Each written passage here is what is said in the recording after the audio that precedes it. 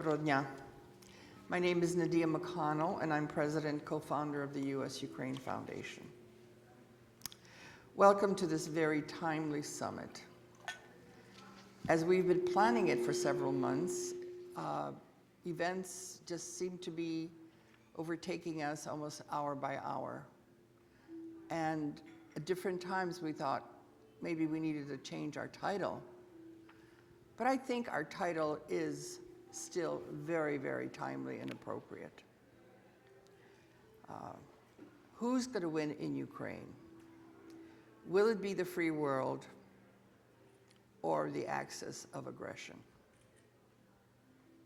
So I welcome those of you who've joined us here in person, who've made the effort to come, and also those that are watching online. We have come together at a time of history that is going to be remembered. It is one of those pivotal moments that will be recorded throughout history. And what happens will, as we know, shape the future of global security. The future of the world is being written on the battlefield of Ukraine. We are very grateful because we have some wonderful people to have joined us for this incredibly important discussion. I will first ask Ambassador Zygimantas Pavilionis to make some opening remarks. He is our awardee for Star of Ukraine as somebody who's exhibited great leadership in this struggle by uniting a coalition of former parliamentarians and current parliamentarians from over 30 countries under the banner of United for Ukraine, You for You. So we were very honored that you have been able to come and join us this morning. Also, we have a woman who really doesn't need an introduction. Actually, the two women we have on the stage need no introduction. Ambassador Markarova has been at the forefront, on the front lines here in Washington during this time of battle for what is right and what is wrong. And then also, of course, Marcy Kaptur, who I first met when she came to Congress in '82, and saw her testifying on behalf of supporting the creation of the Commission on the Holodomor. If you know anything about Marcy Kaptur, she is first and foremost a representative of her constituents. However, she has made time, and I feel she is also representing the people of Ukraine in her work here. So I welcome all of you here. So first, Zygimantas, if you would please. So first of all, happy birthday. Yeah.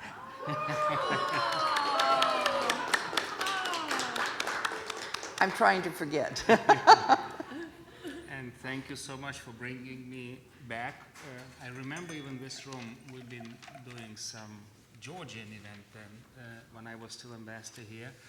And of course, it's always uphill battle. And to make it a bit ironic, some great American president said that freedom is just one generation from extinction. I would say freedom sometimes is just one administration from extinction, because to be honest, maybe I'm too open, I'm not diplomat anymore, I'm politician. I think we have similar troubles with each American administration when we start. They all embrace, strangely,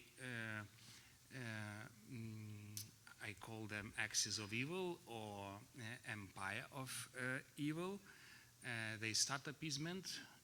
They think that it will make the world better. At the end of administration, after burning all their hands, they come to us, they apologize, and they say, sorry, we made a mistake, and let's do it like you do. So this is more or less the moment we are living through. In Lithuania, we are calculating how deep the mistake will be done. If mistake will be very, very Russian, it will be kind of Russian scenario. We are preparing for the war in the Baltics like in 1 or 2 years, not even 3 or 4. If this will be kind of muddled through, maybe it will be 3 and 4 years. And if we will convince Americans not to make mistakes, we might still win the case. But for this, as we just discussed with Ambassador, of course, Europeans understand that we need to create those cards in our hands.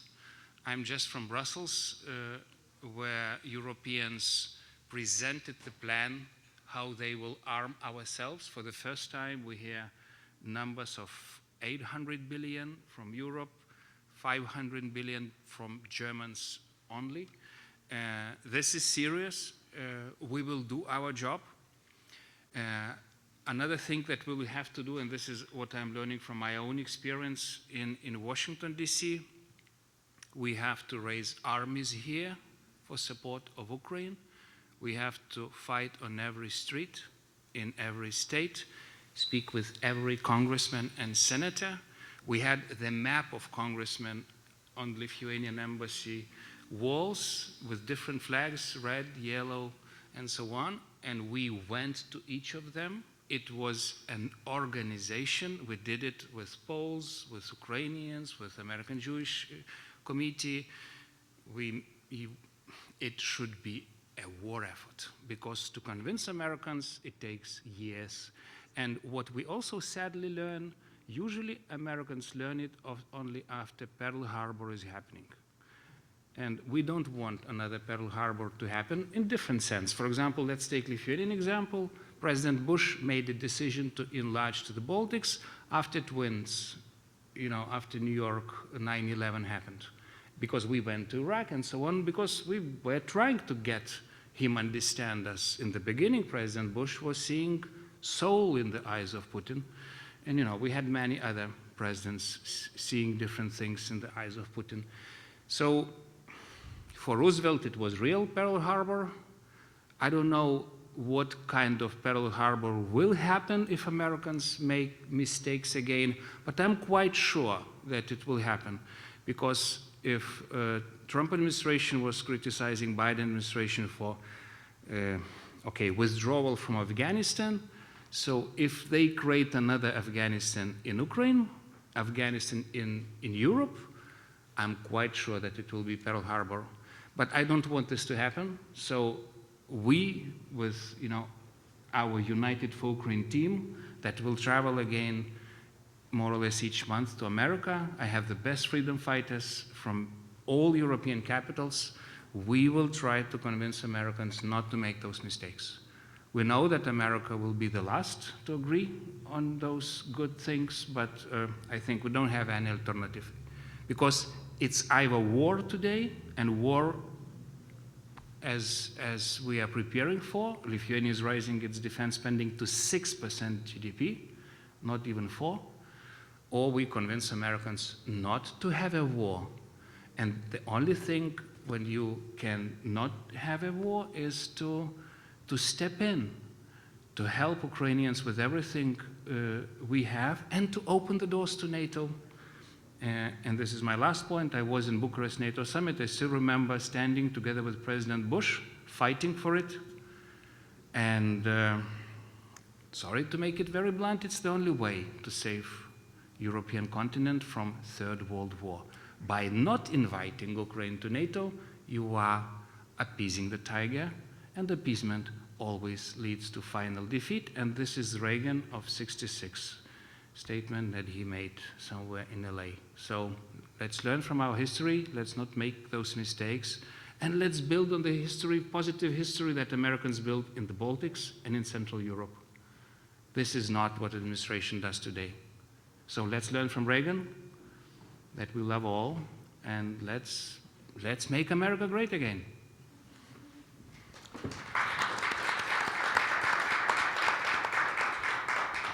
Well, Zygas, I have to underscore that you've been raising this army now for some time, so you are battle ready, right, for this time in this history. So congratulations for that. Madam Ambassador, as I said, you're on the front lines here. Thank you. Well, first of all, dear Nadia and Robert, dear Congresswoman Kaptur, dear friend Zygis and Ambassador Pavilionis, and all the friends that we have in the audience and online with us. I am truly honored to open this forum this year together with our friends and allies and together with you. And really just want to start by saying thank you to our friends Nadia and Robert for their relentless work on the subject of promoting Ukraine-US friendship, partnership, alliance during many, many, many years. Really, U.S. Ukraine Foundation is one of the most knowledgeable, devoted, and persistent advocates for Ukraine in Washington, D.C., and we are honored to be cooperating with you for so many years and look to many more productive years ahead of us. Now, the topic of today, and I completely agree with you, is not only relevant, but the question who wins in Ukraine. And is it going to be the free world, as we all define it, or is it going to be the axis of evil, axis of aggression? We also know who belongs to those countries. And this question is really critically important today. It was important in 2014, it was important in 2022 when Russia attacked us, and it remains a very important question now. It is important for Ukraine, it's existentially important for Ukraine, but I would argue it's existentially important for everyone in Europe, and it's existentially important for everyone who believes in the values which these free world countries established after the World War II and defended during the Cold War, which the free world won, and it's also very important. In the last 1,128 days of the full-fledged phase of this war, and we also have to call it properly, right? It's Russia's unprovoked, illegal, terrorist, and unjustifiable war of aggression that they are waging against a peaceful neighbor. Ukraine was never a threat to Russia. Ukraine never planned to be a threat to Russia. We never attacked, and we never even provoked them to attack.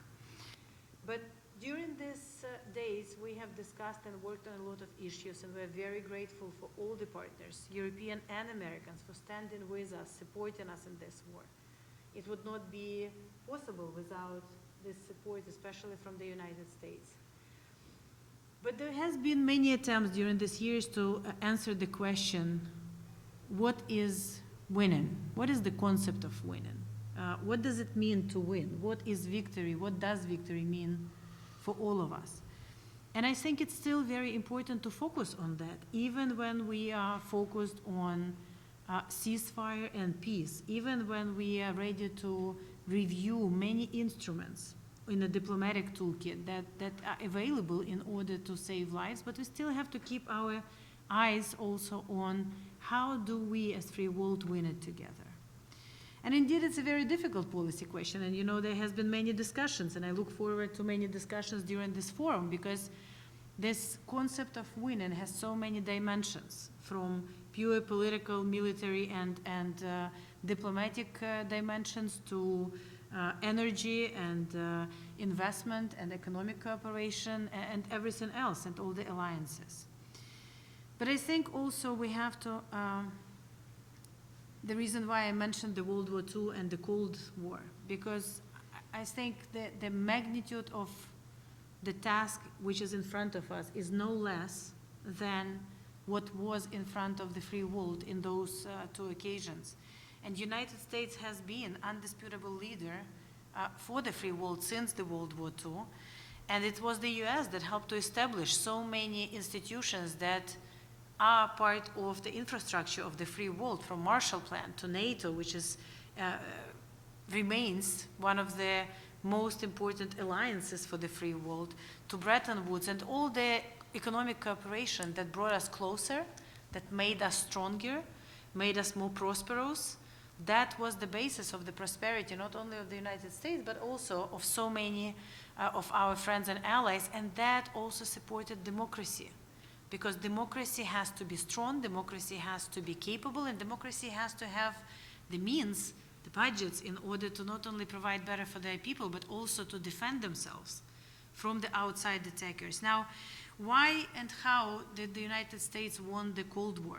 And what made it possible? And of course, you know, there are many causes and factors that added to that, and of course, brave Ukrainians and Lithuanians and so many captured, occupied nations in the Soviet Union who fought ever since they were captured by the Russian Soviet center until 1990, 1991, when finally independence was possible. But we have to have that the major turning point in that fight was the moment when United States described that it was going to win in Cold War. It's when President Reagan, at that moment, when President Reagan called it an evil empire, when President Reagan said to a very complicated question on how does he see the end of the Cold War, and he said it's very simple: we win, they lose. That was a turning point after which the US leadership was firmly behind many efforts on many fronts, which ultimately led to the demise of the Soviet Union and the freedom which became possible for so many of our countries. And it's still exactly the same. And every time we hear President Trump saying the peace through strength concept, which of course for all of us is something that is a concept that President Reagan implemented and which was successful, this is what we have to remind, this is what we have to support. The peace in Ukraine, the peace in Europe, the peace in globally is only possible through strength of the diplomatic players. So the only one more point I want to mention is that we have to listen to what President Putin says. And do not try to imagine that maybe he meant something else, because actually he did not abandon his intent to fully achieve all the goals of his so-called special military operation, but we know it's the unjustified war of aggression on Ukraine. And in 2021, in his 6,500 page article on the historic unity of Russians and Ukrainians, which he put publicly in 2021, he actually tried to make out essentially that Ukrainian sovereignty did not exist. And as I know, Ambassador Pavilionis also noticed, he also mentioned Lithuania not fewer than 17 times in that very article. And this is where his mind still is. This is what he's trying to achieve, not only to eliminate Ukraine and, if he can, other free nations that became free and liberated themselves from the Russian, Soviet, or whatever you call it, occupation, but also to rebuild the Soviet Union or the evil empire, which we all were so successful not so long ago to completely dismantle in 1990. So we have to stay the course. We have to be strong. It's the Ukrainian women and men on the front lines who are fighting for all of us today, and we're eternally grateful for everyone in Ukraine who, whether they were soldiers or not, but volunteered and went to defend our country. And we have to use this opportunity for all of us to become stronger so that we can stop Putin, stop Russia while it's still in Ukraine, defend all of us, and deter not only Russia but other aggressors from their plans that unfortunately we know they have to attack us in the future. So again, thank you very much for you, Nadia, and for Robert and U.S. Ukraine Foundation. Thank you for our European partners who are together with American friends, shoulder to shoulder, fighting with us. And Madam Kaptur, you know how grateful we are for everything you have done. You have been fighting for Ukraine here in the US and in the US Congress when Ukraine was still under Soviet occupation. When many people here did not believe it was even possible for us to be a free and sovereign country. But you knew, and you believed, and you fought fiercely for Ukrainian independence then. We are, regardless of a horrible aggression, in a much better state now. We are independent for the past 33 years. We have generation of Ukrainians who never lived under occupation, who were born after Ukraine became independent, who never knew that there could be a world without Ukraine. And it's the obligation for all of us, Ukrainians of the previous generations like me, to ensure that they will never know a world in which Ukraine does not exist. Because that's not the world all of us would want to be, because that's the world in which brutal autocrats and terrorists can just have their way. So thank you for all the support, and let's continue working together because we can still win. Thank you.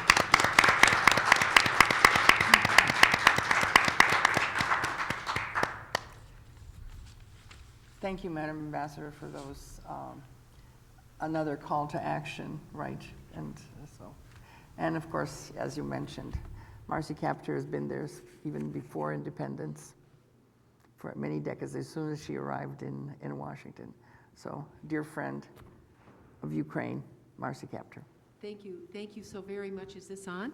I hope. Thank you so very much. What a privilege it is to join you, Nadia, and Bob, along with your board and staff and your donors. I'm here partly to celebrate your 27 years of enormous achievement, nearly 3 decades. You remain wholly relevant to liberty's cause in the modern era, and I'm so grateful to all of you. I'm very privileged to be on the program, but one thing I did do today, I did not know that it was Nadia's birthday, but I brought a gift. I brought a gift anyway. And this will grow in your home. Oh, Marcy. For the spring season. I am just so happy to see you. I am just so happy. I also wanted to extend thanks to everyone who is here today and those who are listening, and to say, though I can't be here this evening, I wish to extend my sincerest congratulations to Kentucky Senator Mitch McConnell, for whom you will be honoring this evening. I can guarantee you that whatever award you give him is deserved. He is a champion for liberty, and he never, never wavers. It's a pleasure to serve with someone like that in the Congress of the United States, and Article 1 matters. The presidency and the executive, that's Article 3. But with the, well, Article 1 is for the Congress, Article 2 is for the presidency, and Article 3 for the Supreme Court. But we like the number 1 in the Congress of the United States. And the district I represent adjoins Canada through Lake Erie, near the Lake Erie Islands. And I just mention that because there's been some criticism of Canada of late, and I wish to say that we in Ohio, we really like the Canadians. We play hockey with them, and we spend a lot of money at the Windsor Casino, and we stand shoulder to shoulder with our closest ally and most fair trading partner to the north. Whether it's auto or steel, manufacturing, agriculture, fishing, tourism, our ports, lumber, energy, the arts, you name it, even champagne. We really like the Canadians, and they now host the second largest settlement of the Ukrainian diaspora. Well over 1,300,000 Ukrainian Canadians, as well as many Ukrainian Americans residing there. Canada is not just our neighbor, she is our friend. And just as Canada has opened its arms to those fleeing oppression, so too have the people of our Great Lakes region. The Great Lakes region is home to hundreds of thousands of patriots, including veterans who have fought for our freedoms. I am a product of them and what they did. Our citizenry knows all too well that Russian dictator Vladimir Putin opposes liberty. And we know that the experience we have had firsthand, our families, we know that what he writes, what he tweets, cannot be trusted. Our families historically know that. We are acutely aware that Putin commands the 3rd largest military force in the world. And yet in his war against Ukraine, he has resorted to enlisting conscripts now. and seeks weaponry from North Korea, Iran, and a growing spiderweb of tyranny that is linking across our world. So this isn't just about the United States and Ukraine. It's about the umbrella of freedom that we must continue to hoist high. He has thrown foreign mercenaries and Iranian drones, wave after wave, into Ukraine's valiant freedom fighters, and they have endured. He has bombed Ukraine's population and has stolen thousands upon thousands of Ukraine's children. North Koreans, many of whom think they're fighting the South Koreans when they enter the conflict, have been sacrificed on the front lines. Make no mistake, Putin is a war criminal. History will record him as such. Now, think about this. Russia has 13 time zones, I think, the largest land mass in Europe, and vast supplies of gas, oil, minerals, and it has sea access on the north and the south. A leader who was invested in his country's future would harness those resources to build a prosperous nation. I've visited Russia many times. They're not allowing me in right now. But I have gone to so many places in Russia, and I would just shake my head. Putin wastes the lives of his people. He fritters away time, and he squanders billions on an endless war in Ukraine and intimidation in Georgia. Just imagine if he focused all his attention on strengthening Russia's economy for the benefit of his own people. Think about all those time zones. He could transform Russia into a nation that would want to have visitors, that people would want to live in rather than leave. The first chance the Russians get, what do? They leave. They leave the country. Instead, he has sacrificed hundreds of thousands of Russian soldiers in this war of choice, not necessity. Meanwhile, Russia's birth rate is plummeting.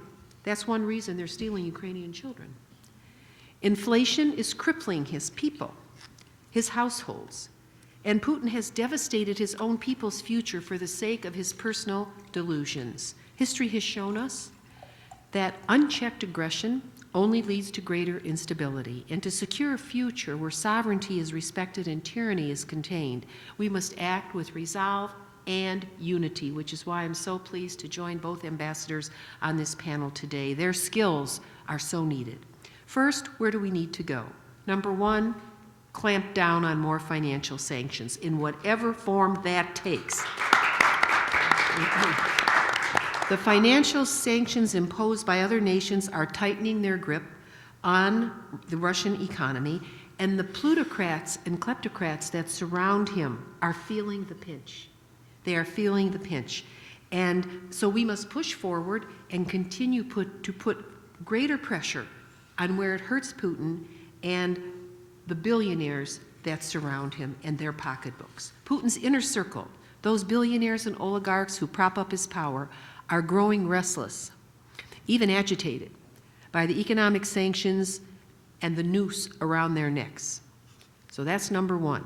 Number two, beware of treaties. I hear a lot about negotiations. Russia breaks as many treaties as she signs. She probably has broken them all. And she breaks them early and she breaks them often. Put simply, a negotiated peace with secure borders would allow both nations to transition to peaceful coexistence. That's what we like to believe. But history tells us Russia has no intention on honoring those agreements. And we have to ask ourselves the question, so what do we do? What do we do? President Ronald Reagan's words still ring true: trust, but verify. How do we do that? The war in Ukraine today is a horror story, a tragic extension of Russia's longstanding betrayal of its own word. It has been 3/4 of a century now since Stalin annihilated 14 million of his own people by famine and assassination.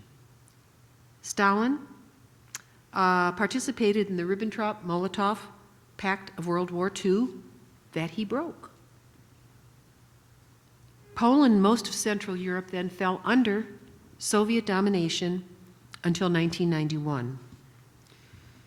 Poland began to be free in 1989, and I remember in 1991, I remember President Reagan and President Gorbachev, I just remember Reagan shouting at him, you know, Mr. Gorbachev, tear down this wall. But it took the strength of the West to make that happen, and we need to think about that in the days ahead.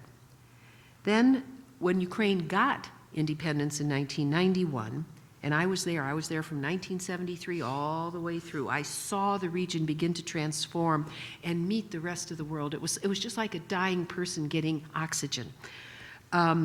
Russia signed the Budapest Memorandum in 1994, promising Ukraine sovereignty, but it broke that agreement too.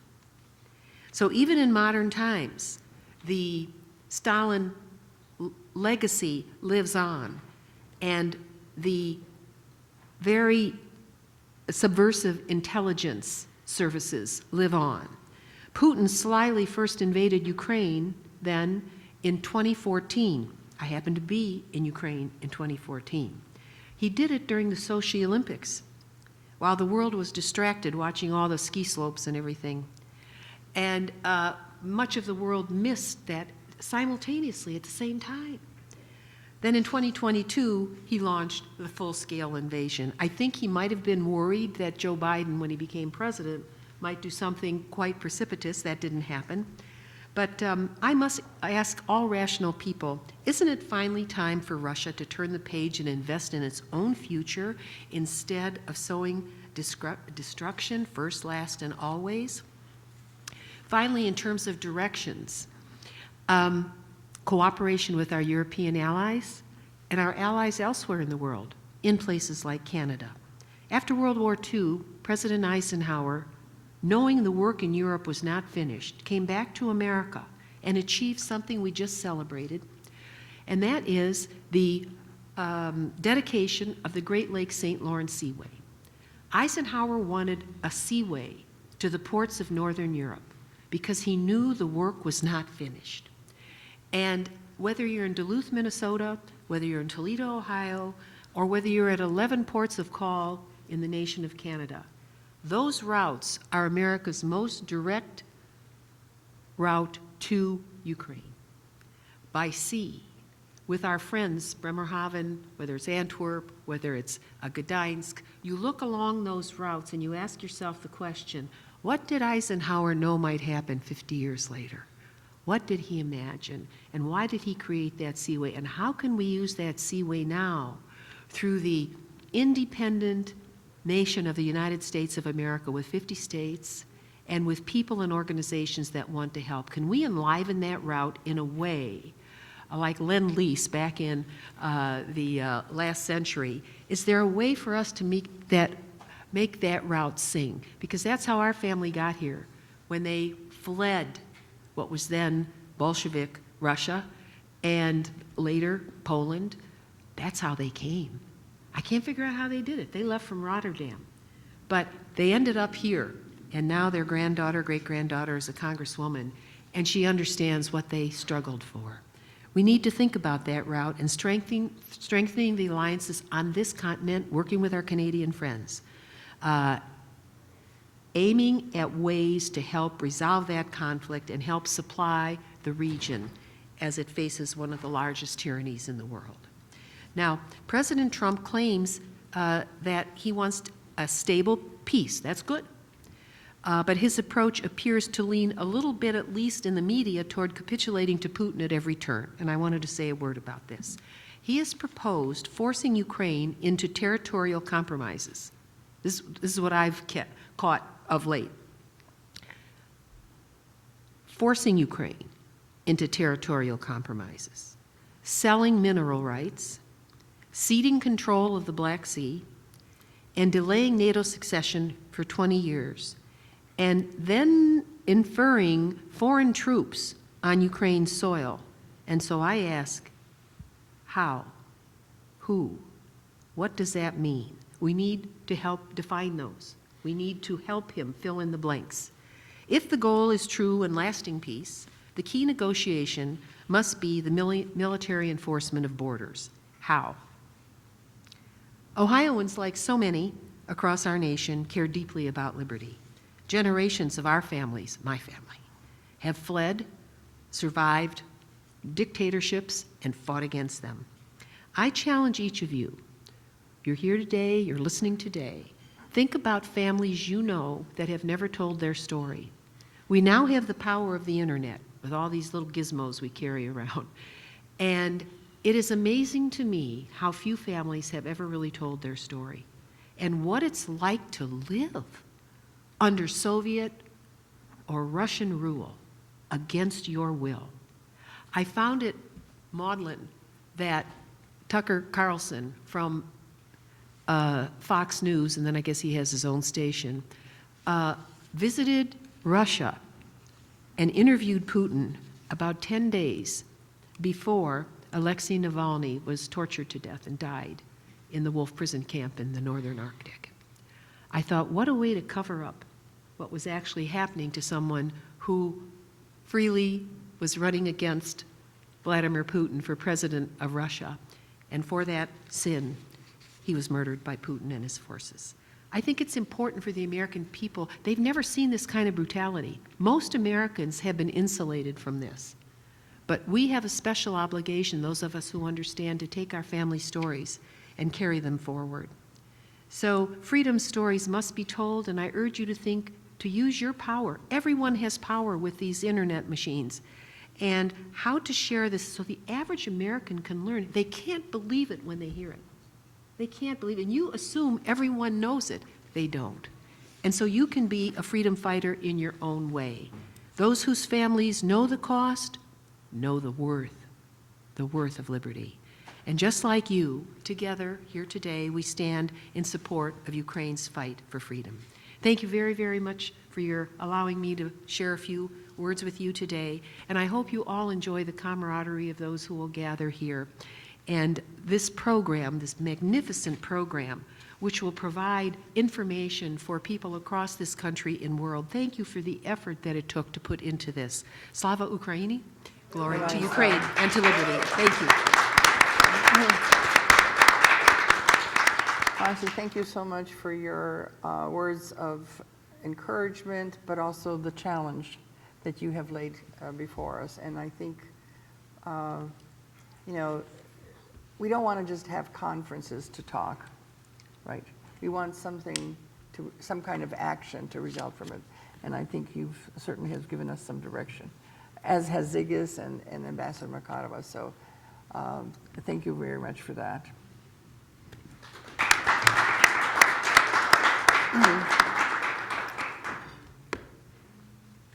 Father Volodymyr Silak from the St. Andrew's Ukrainian Orthodox Cathedral was to be here this morning. I thought, given the momentous time that we are in, that it would be important for us to have a prayer. And it's interesting that this is Thursday. I just want to share with you, a couple of years ago or last year, we gave awards to Americans who have had no previous ties to Ukraine, but are doing things and supporting Ukraine in many different ways. And one of my, if we say, favorite is some parishioners from the Catholic Church, Roman Catholic Church of Lady of Ascension, which is not too far from the Russian embassy.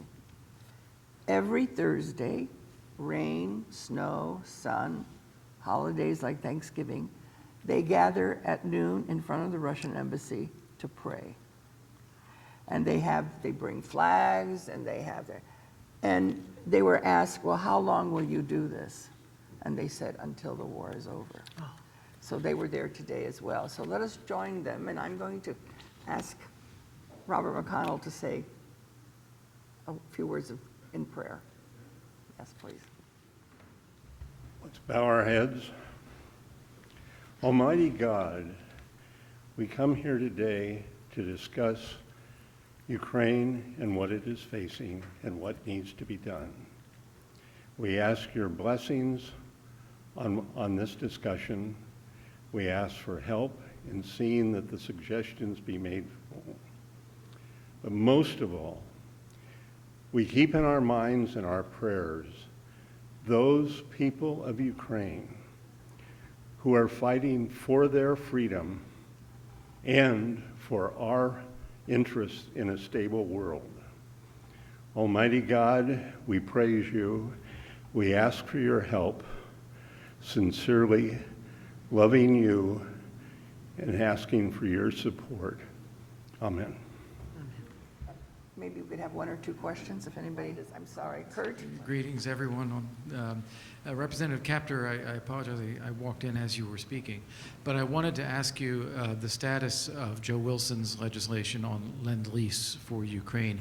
I know he reintroduced it, and I just wanted to know if there's an update on what it is.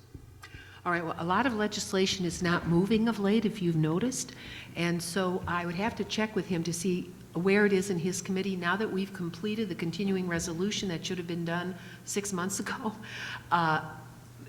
the committees are beginning to function again, but they were basically stalled in place. So I can make that available to you. That is an important piece of legislation, and we'll see if he's able to move it along. But I will we might even be able to text his staff member now and see if he can give us an update. I'll have my staff do that. Okay. Thank you. Thank you very much. Also a question about legislation, Marcy. Your resolution, along with, I think it's 18 co-sponsors, the resolution to declare that that parts of Ukraine will never be acknowledged to be anything other than Ukrainian. That is in committee as well, and I know Jacob is here from our office. Is that my understanding, Jacob? It hasn't moved anywhere, correct? Correct. Yeah, they've changed chairman on committees and so forth, so we have a lot of new chairmen who are sitting in place, and so we will, unfortunately, one of the chairs that I found an ability to work with, Mike Turner, they took who had supported our efforts in Ukraine, a Republican from Ohio, they took his chairmanship away on intelligence. And this was a very, very, I think, unfortunate move because he has experience at this moment. And so we'll see how that moves along. But some of the committees are stalling because of the changes. So we'll check. So thank you again very much. I know you all have an incredibly busy schedule, so thank you for making time to join us.